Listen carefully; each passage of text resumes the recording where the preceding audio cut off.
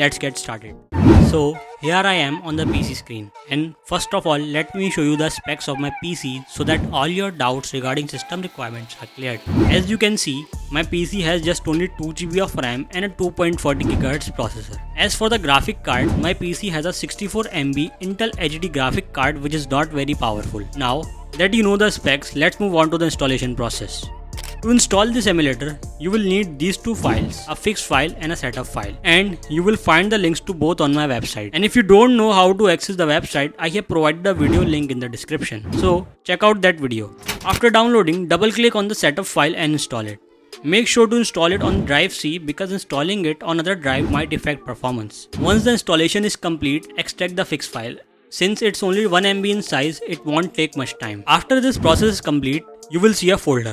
So open this folder on the right side of your screen, and on the left side open the main directory of the emulator. After that, drag and drop all the files from the folder into the emulator's main directory. Now scroll down and you will see a launcher file. Right click on this file and create a shortcut on your desktop. Then right click on this shortcut and go to its property.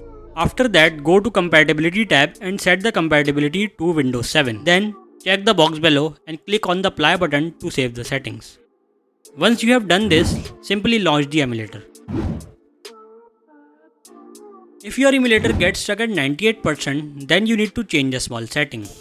To do this, go to the main setting of the emulator. There, you will see a rendering option. If this option is set to DirectX, change it to OpenGL, and if it is OpenGL, change it to DirectX. And this should definitely solve your problem. As you can see, our emulator is working perfectly and Free Fire is pre-installed.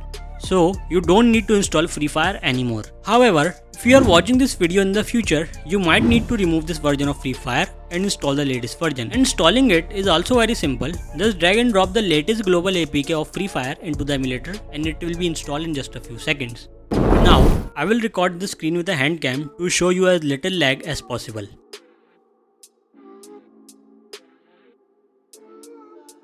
As you can see, Free Fire has launched without any error. Let's log in and start a match.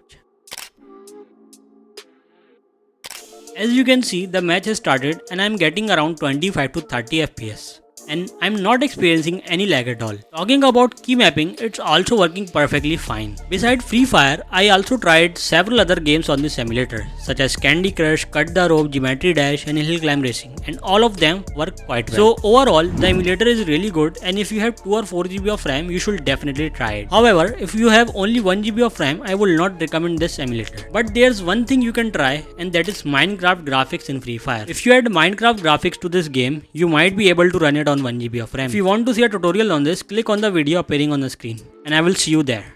Bye.